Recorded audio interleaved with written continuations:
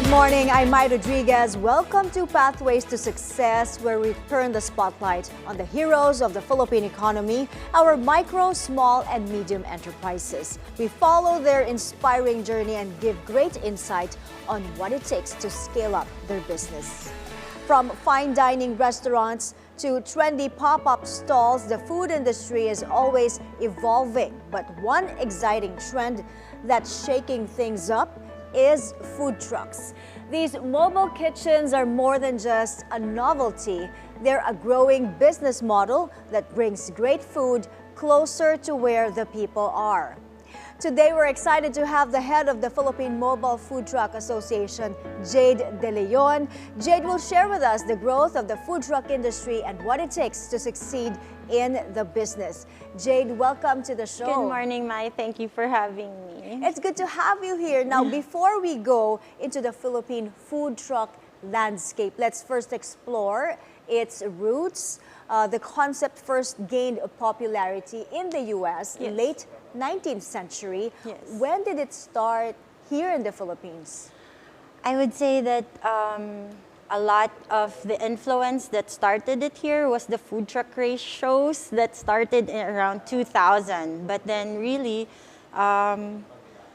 probably started around 2012 when people started thinking that, hey, let's bring food trucks to the Philippines. Yeah. Yes, 2012 and 2013, Yes, medyo yes. nagpipeak na siya, Yeah. no? It's starting to gain popularity. So, what sparked its growth here?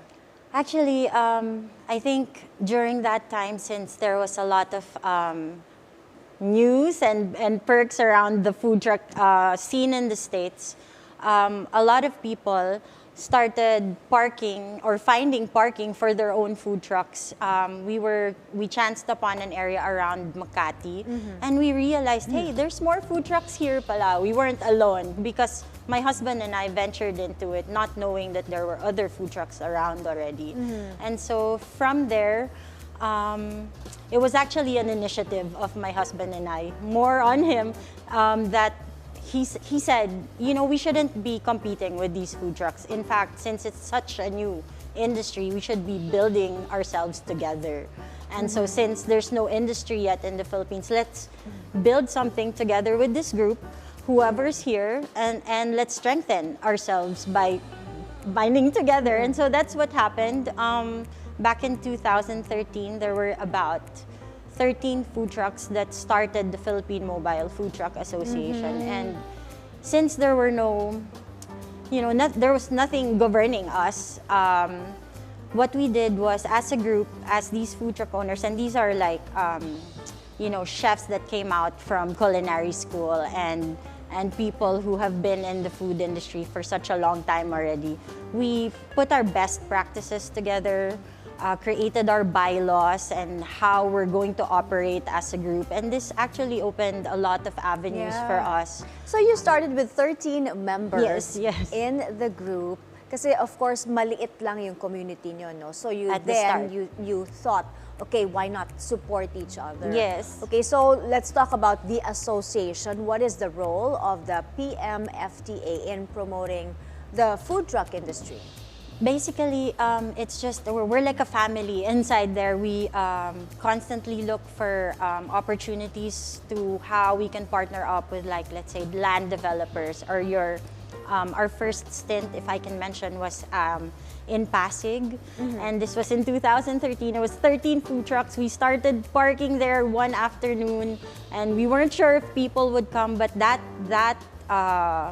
space, we filled it up for like six months, and every day we were sold out. People would just come, and that's where we hastened our capabilities of serving, because we'd like have to replenish our stocks like thrice a night because there were really people coming. So I guess in the association, the way we do it is we're just all food truck owners, and we just share the work and we just find ways to find more places for us to go to, and those were exciting times. Yes, and I hope to see more of those spaces for food trucks today. Yeah. But parang I haven't been seeing a lot these days. And from what you said, you started with 13 only. Yes. I bet it grew Yes. to how many? But then, di ba, yung nagka-pandemic. Yes, actually the How pandemic. many of you are remaining? Probably like a good 15 that Yeah. still operate around, but then Tell us what you went through in the pandemic. Tapos, di ba, like from the peak, tapos nag-diminish na yung food Yeah, truck. And the actually. struggle these days to gain back the popularity it once had. At the peak of it, a lot of opportunities came to us. Like people realized that for big companies that have thousands of employees, it opened up the idea of, oh, let's have our Christmas party outdoors. Something like that, like a festival. And then instead of hiring a normal caterer, then, hey, food trucks are there. So we'd line up our food trucks and cater to about 3, the most, I think, thousands of people that we served were 15,000. There were 10 food trucks, Yeah. and we were serving 15,000 people. So I'm sorry, but then the way I guess that the pandemic hit us was everybody was just shut down. Everybody went through something, and I guess the others couldn't sustain. Some moved to putting their food truck concept into malls already, and some didn't thrive as well. So right now, there's still a need for our service, the service that the food trucks together can provide. But then we're also gaining in age, the ones who started it, because we were like in our 20s. Baka yung iba pagod na rin. Yeah, that's true. But you know, the passion is still there, and every time I have an event, I'm still there on ground, trying to make sure, because it's really the experience of having a food truck and serving your customers with that personal touch and that passion that continues to thrive. You us. mentioned you're like a family, you know, in the association. Tell us about the benefits of being a member of PMFTA. It's just we all work together, and we don't, try to step on each other. And let's say, parang, if there's a catering, okay, it's for 3,000 people, how many trucks are available? Okay, let's cut that up equally towards all of us. And the way to protect our members as well is maybe that's why we stayed small in number, because we try to protect the concept of the existing members. Meaning, if there's a Mexican truck there already, or a concept that's like that, let's veer away from that. If there's a Japanese, then let's protect the Japanese food truck. And but you offer different things, and you don't really compete with one another. With one another as well. And the variety that we're able to give to clients is kind of, it still maintains the novelty. So let's talk about flexibility, because one advantage is your ability to move to where the customers are. But how do you decide when and where to move? We've been invited to a lot of out-of-town events, like surf festivals and all of that. And of course, to safety, because their overhead expenses become high when you have to travel far. I guess what's important, and through the years, we've learned that we need to find out the demographics of the people coming there. It would be safe to know how much they're expecting to go, and so on the safety end, the food trucks will decide, okay, how many food trucks do we deploy to that place, so everyone earns it, everyone comes back with a good Of course, run. deciding on location, dapat one thing is dapat maraming tao, di ba? Yes, so what are the other factors to consider? Definitely, we have to consider is it accessible for the people? If sometimes we get events, and it's not really the fault of the organizer if they're not aware of that, but sometimes we get events that go up the mountain, and it's the responsibility of the association to inform, let's say, an invite or an invitation from them to, okay, we need like stable roads, and we can't really go like really far. Dapat yung kaya ng big truck, syempre. kasi may ipit kami dyan, and all of those considerations. And I think through the years being together and experiencing all these different events, that's where we learn to be able to help organizers or help our clients already like have hassle-free setups for the food trucks. Yeah. Let's now talk about startup costs. Of course, one top question, what is the investment range? How much do you put out for capital? It would be very different. First of all, you would need to consider what vehicle you're going to use. In the association, we are still purists and we want mobile food trucks, not like stall types that look like a food truck, but we want the mobility still there. There are a lot of food truck builders, and it would really be up to you for what size and how much your budget is. But on a minimum, I think you would be able to start up a food truck business for about 2 million. And that's the way we went was since we customized our own truck. So our Kasama truck, na yung costs ng customization doon sa 2M? yes, kasama na yun. Also the equipment, it would also be a very big factor, what you want to cook inside your food truck. So what equipment are you going to be bringing into that?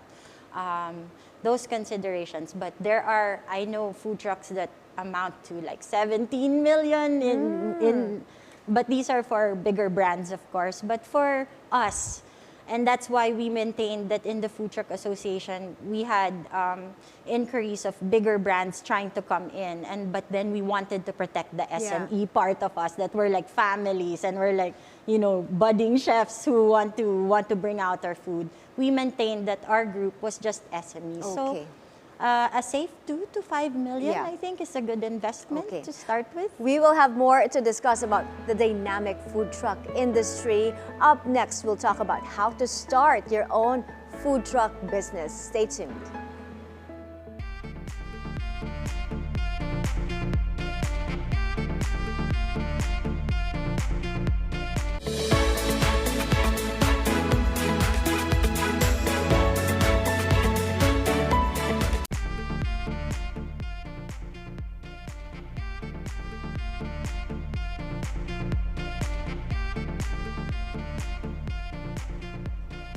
Welcome back to Pathways to Success. For those of you who just tuned in, we are talking about the food truck industry with Jade de Leon of the Philippine Mobile Food Truck Association. Now, Jade, the food truck industry is, of course, a thrilling path for aspiring entrepreneurs, but taking that first step can be very challenging. Yes. Walk us through the steps for those who want to get into this. First of all, there's an application process. It can be tedious, right? So walk us through that process. I guess through the years, it has become easier. When we started, there was no classification for food trucks when you apply for a business permit. Now there is, through DTI and securing your business permits through your local governments. There is already a classification for food trucks. But I guess that one, how it works is we register our kitchens or our commissaries, and then our food truck becomes a rapidly deployed branch. So that's it. So that makes it easier for people who want to get into it. So permits from the LGU, the DTI, LGU, those are the things and you need of course to secure. your tax and everything should be in place first. I would suggest also that on my end, since I'm really a food trucker operating you need to make sure that when you do want to get into food trucking, you have a business plan, because I get a lot of inquiries through the PMFTA and they say, where do I put my food truck? I have a food truck, where do I put it? Before you start, I really suggest you have a timeline. You're in talks with, let's say, a regular spot that you're going to go through. That is if your platform is to sell every day and you want a spot, then make sure that you have that plan for you, because it's really hard to have a stagnant that plan can include the menu, of course, according to market preferences and also your proper market research. Yes, that's true. I mean, one thing that makes the food truck really work is your concept. You have to have a solid concept, and you have to show that, and that passion of showing that if you're a ramen truck, man, make it good, make it like I'm the ramen truck that you're going to go through. And this has happened in the past, and it can, and there's a lot of concepts that thrive that way. But then, really, it's that the best way to go, if you want to, is to secure probably a yearly contract with. You're probably going to end up at malls and all of that, but if you want like the way we want it, which is we're purists, we want to travel, we want to serve people in other places. Go to where the people want you. Yes, right? yes. I guess that's where we need support actually, because it's not that easy to find a park. Unlike in the States, you can't just go to a park and park there and secure a permit for a day to go to the people. You still need to work with people, other entities to be able to do that. Now, let's go to choosing a truck and designing your truck. How do you go about that?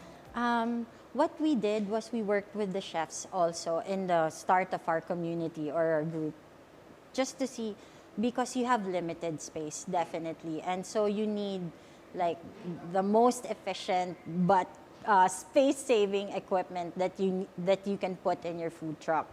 And so it really does still come back to what is your menu, what do you want to serve, how can you serve this efficiently, because people don't want to wait in lines very long. It's the convenience and the you know, that people go to food trucks for that convenience of not having to, you know, wait long hours and getting good food, social media worthy food as well. It's important right now. Yeah. Still very good food dapat yun yung number one offering nyo. And these are for the chefs who want to go out on their own, introduce their food to the people. So what are the most sellable food truck items? It will always have to be on-the-go food, something that you can take away with you. And in that area, we also have to play a part in thinking how convenient can it be for a customer to get our food quickly and come and leave it and bring it back or eat it in the park or something like that. So, but still, it's novelty snack items, I think, that work best. I have usually mga skewers. Yes, and corn dogs. I still have corn dogs in my Yeah. trucks. It's a bestseller. I dip it in chili con carne to make it different. So it's a chili corn dog now. You can eat it on the road. You can. I brought out Mexican menus where The nachos are still popular. Yes, right. And the tacos. And the tacos, yeah, it's something that's easy, really. And but then when you eat it, it's, you know, parang it's filling, and that's I guess a barrier for us as well. Price points are kind of hard if you compare our servings with the servings in the States. We can't, because it cannot be as affordable for the Filipino people. So we have to, you know, pattern it to how your prices will be, that people can still make it affordable. So Jade, tell for us about themselves. what are the challenges that, you know, owners are facing now? Now, I think it would still be, if anything, the support that we can get as a group, and then just a place, you know. There's a lot of these that we still want to pattern into the States, but there are places in the States where you can just park your food truck on the weekend and you're not tied up to it. You know, it's like a food truck hub. If my food truck doesn't have a catering or a private event today, I can park there and serve my food. But then there's really not much of that out there. And so I think it becomes a barrier for those who want to start food trucking. Where do we go unless we're tied down? But then if we're tied down, how is that? Our mobility. What if I want to serve in a children's party or a wedding or ganyan? So I actually think that if we can work together with somebody, our group, to make them understand how the food truck works and how it was really, you know. This is actually where like government support can come in, and private partnerships and support from the LGU as well can come in. Now let's talk about growth in this business, because of course growth is influenced largely by, you know, changing customer tastes and preferences. What are the emerging trends that you see in the future of the food truck business? I think the best that that's coming out right now is like fusion, still fusion. So for us, what we do is there are months in the year where food trucks have to hide, and that's the rainy season. For our food truck association, what we do with that is, okay, we can't really bring our food trucks out right now. So what are we going to prepare as a group to come the Burr months, we have something new to offer all the time. So if I'm a Mexican truck, I constantly like try to bring out something new to offer. And because you have your best sellers, you have your favorites, but then it's always to spark the interest of your clients to come back and to book you should again. Be something new, something like new all the time. December, and we try to do that as much as we can. Always bring out something new so that people are excited to come back when we're out again. Okay, so we have to take another quick break. Don't go anywhere. Pathways to Success. We'll be right back.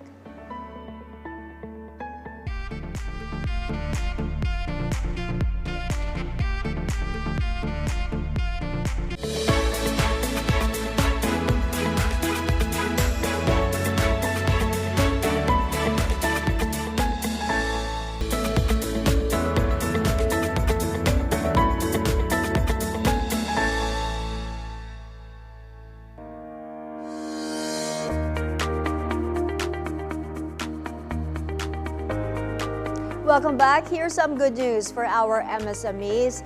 Dito Telecommunity, led by Davao-based businessman Dennis Uy, aims to hit 300,000 home broadband subscribers by next year. Dito Chief Revenue Officer for Consumer Business Evelyn Jimenez says they expect to reach 150,000 subscribers by the end of the year and then double that number by 2025. The telco plans to achieve this with their affordable and unlimited prepaid broadband powered by true 5G technology. This new technology, 5G RedCap, operates on 5G standalone networks, providing a true 5G experience with higher capacity, better quality, and lower latency. In other news, the SM Group of the C family is betting big on the Clark, Freeport, and Special Economic Zone. The conglomerate is planning to invest 2 billion pesos to develop a modern multimodal transport terminal that will improve public access to and from Clark, especially with the upcoming completion of the North-South Commuter Railway Station. The investment will also cover the expansion of its hotel and convention center offerings in the economic zone. These projects are expected to enhance connectivity and spur economic growth in the area. Back to our guests today, we are still with Jade de Leon of the Philippine Mobile Food Truck Association. Now, Jade, let's now go to food safety, obviously an important aspect of the food truck business. Yes, that's very. How do you as a group monitor food safety standards and regulations? These are things that through the years we came to understand, joining events and all of that. Sometimes they don't understand that we're carrying, although we have our freezers and our refrigerators in place in the food trucks, but our quality, so that we maintain it, we usually ask whoever we're tying up with or we're working with that there's an ingress and egress in all these events. It's important for us to be able to serve our food 4 hours after we leave the kitchen. Because that's our safeguard for our customers. So we don't, we don't compromise that. And these are things that we do have to make our partners and well, which agency of government oversees this? Actually, to be honest with you, there's none. Oh, wala. And so that's why I was asked prior to this. And basically, our commissaries just go through the yearly sanitary checking of the LGU. So there are specific, resources or training, dapat, diba? There that are, the and we group do should attend offer. Stuff like that for food handling. We have our employees attend food handling seminars and all. It's really just best practices on your end if you're thinking of going into the food truck. But of course, that's your main priority as an owner and obligation to make sure that the food that you're giving out is safe and something that they'd come back to. What are the main challenges in maintaining food safety? The heat, I think, is one of the main factors in it. That's why it's very important as well for us to work with people who do understand. Even if we're an outdoors concept, it's still, we still need to be in a shaded The more na dapat to be careful because of our weather. Yeah. Okay, now your final words, Jade, what advice would you give to aspiring food truck owners looking to make a mark and stay long in this business? I've been with this business for 10 years, and what I can say is I really still have fun doing it.